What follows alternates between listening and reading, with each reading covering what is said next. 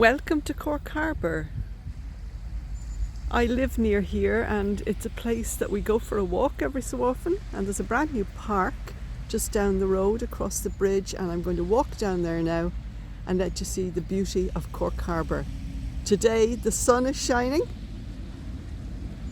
It's been so wet, so it's wonderful to get out and see the blue sky and the blue water.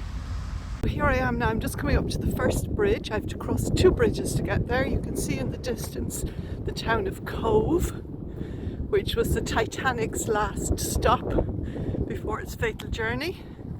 If I ran this way, you can see further up the river. The harbour is one of the biggest harbours in the world. It's got several islands, hence the bridges. And you can see the port of Cork is here. You can see the cranes and big ships come in here. I'm on the first little island now that I come to. You can see it says the Island Crematorium. This is an old munitions store which has been converted into a beautiful crematorium. And as I walk along, you can see there are cars coming and going. At the end of this road is the naval base. So there's a lot of traffic. And in this village is also the National Maritime College. And in a minute you'll be able to see the naval vessels. If you look carefully, you can see the grey ships in the background and the big cathedral in Cobh. So now I'm on the island. It's called Haulbowline Island in English, and in Irish it's called Inishshannock, which means the island of the fox. And if you look right into the distance, you can see all the way out to the lighthouse at the entrance of the harbour. The village near here is called Ringaskiddy. And that's where the ferry goes from to France, and ships come and go from all over the world. Right ahead of us is Spike Island, another island, which has an old fort on it and was used as a prison for years. Now it's a tourist attraction. We call it Cork's Alcatraz. This is the lovely new park. I'll just let you see it.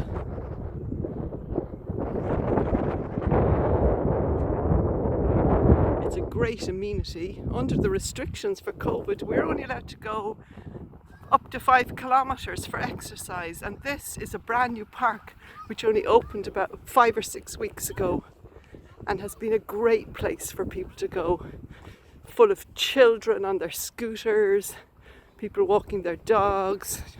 Such a safe place for people, and a wonderful, wonderful part of the harbour where we can see so much of history around us, Cobh and Spike Island and the naval base. Here's a little map of the park. So here we are looking towards Cobh. You can see the cathedral. Cobh Cathedral has a wonderful set of bells which you can hear ringing sometimes.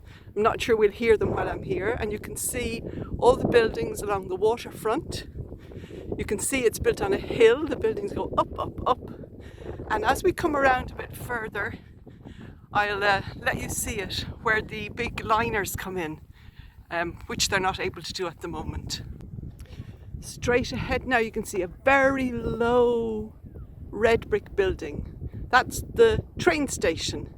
And in front of that, where the quays are, is where the large liners come in. The big, big, big liners.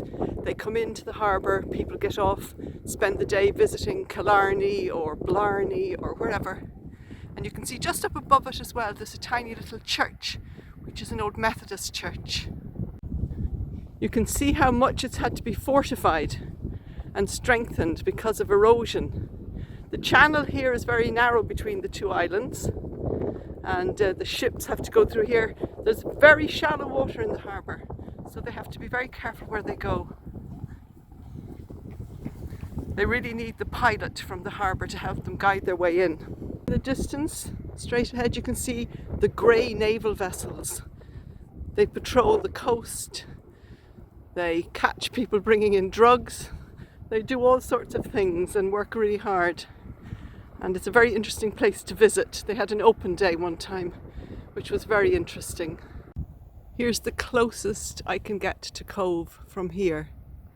If I want to go there, I have to drive all the way upriver and either get the ferry across the river and drive back down again, or all the way up to the city almost to go through the tunnel and come back down again.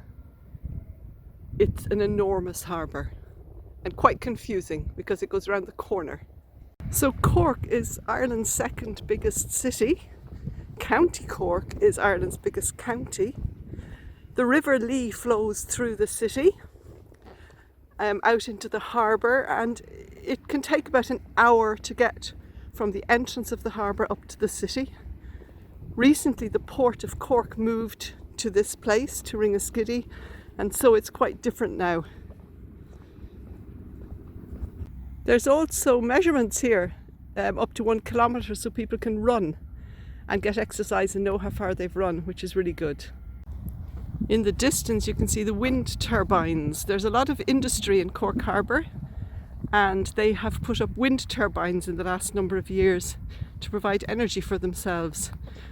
And I quite like them. They're very graceful, especially against the blue sky. And just here then is a sports field that's been included in the park, and then you can see one of the naval vessels in the background.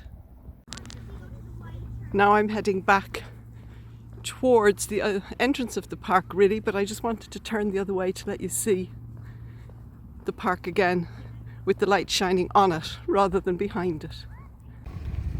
So I'm coming to the end of my walk. You can see the bridges, you can see the islands, you can see the cranes in the distance, the wind turbines, and just beyond the wind turbines is a headland with woods on it, and that's near where I live. It's called Currabinny, and beyond that is Crosshaven, with the oldest sailing club in the world, and beyond that then is the entrance to the harbour and Spike Island.